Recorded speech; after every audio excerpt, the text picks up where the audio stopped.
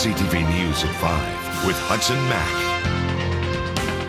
A U.S. court delivered the BC government a shock today. The court says a wing of BC Hydro may have to pay back hundreds of millions of dollars to California over allegations of price gouging. The case goes back 13 years when PowerX Corporation, a division of Hydro, sold electricity to California during the energy crisis. The U.S. Federal Energy Regulatory Commission claims that PowerX and several other power firms gouged California customers. BC's energy minister says the province will fight the ruling. He says there was no fraud. Well, at this stage, we feel we have enough reserved if we were forced, that it wouldn't affect rates. We reserved it years ago, so that piece isn't going to impact on ratepayers. My view then and my view now is similar to that of the minister, and that's rare, as you know, for me to agree with Rich Coleman, but I do believe that BC Hydro acted appropriately. The NDP was in government at the time of the sale. The legal fight is expected to drag on in U.S. courts for several years. The forest critic for the NDP and MLAs who support mills and logging in their communities are slamming the provincial government tonight, arguing that too many jobs and too many logs continue to roll out of British Columbia. And they were joined in that argument today by Timber Export Advisory Committee member David Gray, who announced he's resigning from the group. For decades, the Export Advisory Committee has had a say over the volume of logs exported for manufacturing outside BC. But last month, the Forest Ministry made changes to the export rules, which will lead to more logs and more jobs being shipped out of BC. The straw that broke the camel's back for me was January 17th in the government's announcement about some small administrative changes, and frankly, it was an enormous issue. The outcome of that will be that the domestic sawmilling and plywood industry will be increasingly fettered in their chances to get fiber, and we're seeing it now, and it will accelerate in the future. Critics argue exporting more raw logs may generate income in the short term, but is not in the long-term best interest of the province for jobs and growth or for the industry. Vancouver Island, he says, is taking the worst hit workers here because most of the manufacturing in BC takes place along the Mid-Island coast. Two of the mills that we represent now are struggling for timber, so anything that moves us in the direction of less timber on Vancouver Island is particularly devastating for the mills that we represent. But, again, it's not something we haven't been saying. Our position's been that they need to address this issue seriously. They need to stop the export of logs, and they need to encourage people to build mills here on the island. The province argues its direction is generating jobs and creating 3,000 in the industry last year. It also says it's creating a world competitive industry and has increased the value of BC timber with an export of $7.6 billion in 2009 to more than $10 billion last year. Well, as we first heard you last night, the closure of the Kitsilano Coast Guard station in Vancouver has sparked fear for fishermen on Vancouver Island that the same cuts are coming to our coast.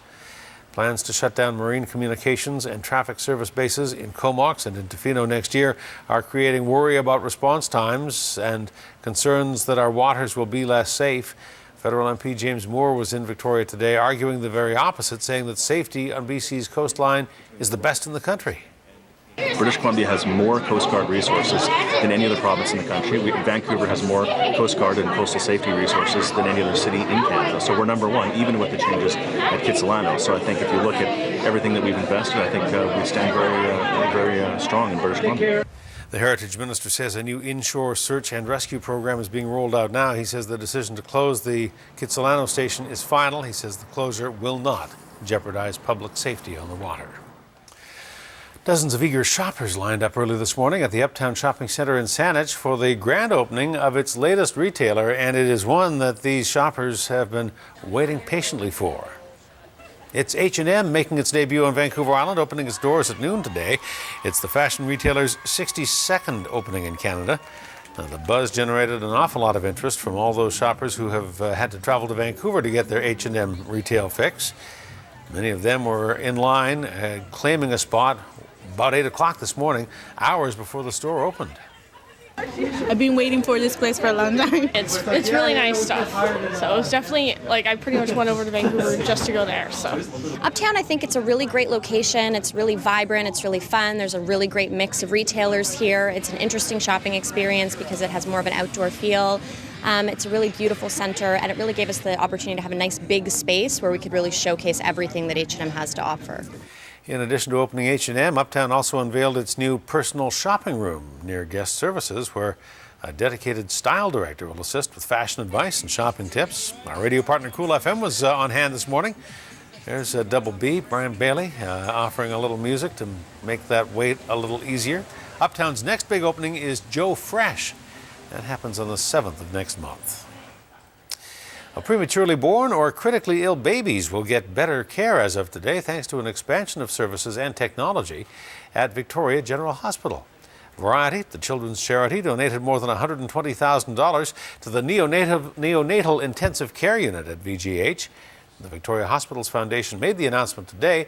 The donation will help to fund 2 open care units and new infant warmer technology, which gives doctors and nurses easier access to the babies, allowing them to provide care with less disruption.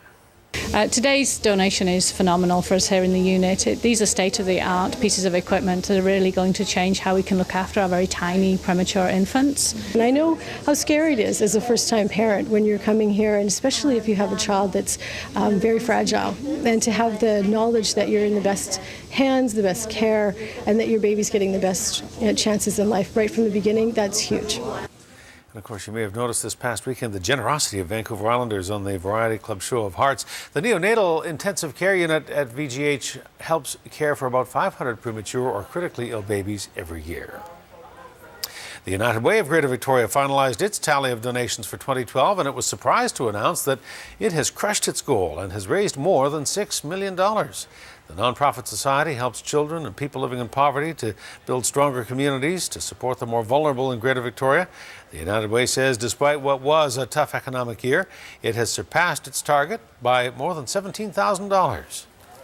Everyone says it was a difficult year and that people are still worried about their futures, personal finances, but it just means people know that there's a need in this community, and there's others that aren't doing as well as they are, and they dug deep and they supported the needs in this community.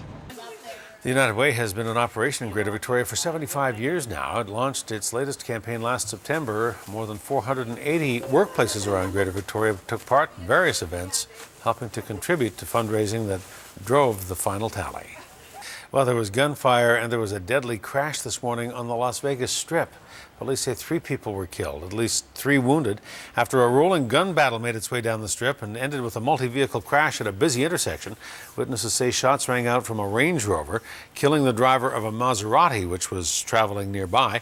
The sports car then crashed into a taxi. That burst into flames, killing the driver and passenger. The drama went down at an intersection surrounded by some of the most famous casinos in the Central Strip area, including Bellagio, Caesars Palace, and Bally's. A test of water from the Los Angeles hotel tank where the body of a 21-year-old Vancouver woman, Elisa Lam, was found this week has not found any live bacteria that could cause illness. Lam's body was wedged into one of 4 water cisterns on top of the Cecil Hotel in downtown LA. The Los Angeles Department of Health says chlorine in the water likely killed any bacteria in the tank. The cause of Lam's death has yet to be determined. Well, he's man's best friend, and he could sure use one today. Somehow this dog got stranded on some ice floating near the Russian port in Siberia. The plucky pooch doesn't seem fazed by his predicament, just a little pensive perhaps. Things look as bleak as the icy water until a fisherman dives in the frigid waters and saves him. The crew was able to pull the dog to safety and reconnect him with his pack and tell him to stay off the pack ice. A pulp mill in Nanaimo will soon help to pump power into the city as part of a new deal it has struck with BC Hydro. The utility signed a 15-year agreement with Nanaimo's Harmac mill early last year, and since then Harmac has invested $45 million to build a new 25-megawatt turbo generation unit. The green energy is said to be carbon neutral and will feed BC Hydro with enough power to light up 17,000 homes.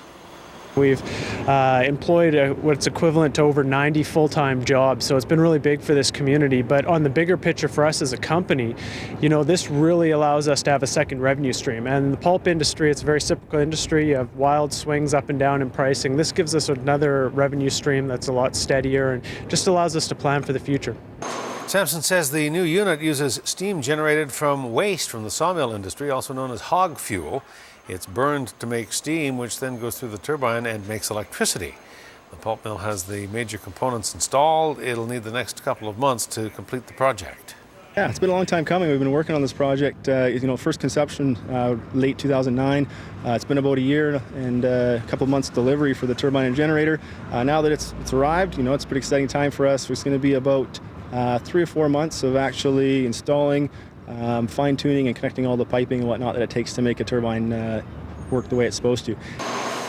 The agreement with the employee-owned Harmac mill is part of BC Hydro's integrated power offer, which gave Harmac $27 million to make the mill more efficient and environmentally friendly.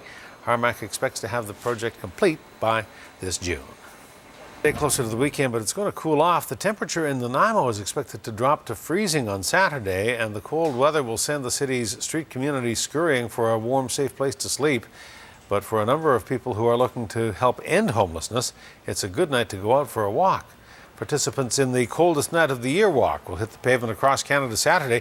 They're raising awareness and money for homelessness. In Nanaimo, the walk starts at 5 o'clock. We walk to just bring awareness to what it's like to be homeless in our cities, and just to give the people that are walking an experience of what it's like to be out in the cold, to experience the elements and be outdoors, and then to come in and have a bit of a soup kitchen meal together. The Island Care Society plans to raise $30,000 for Nanaimo's homeless shelter for women. The society is looking to expand that shelter, creating more room for its current 20 beds and 4 transition suites. If you'd like to take part and join the walk, go to coldestnightoftheyear.org.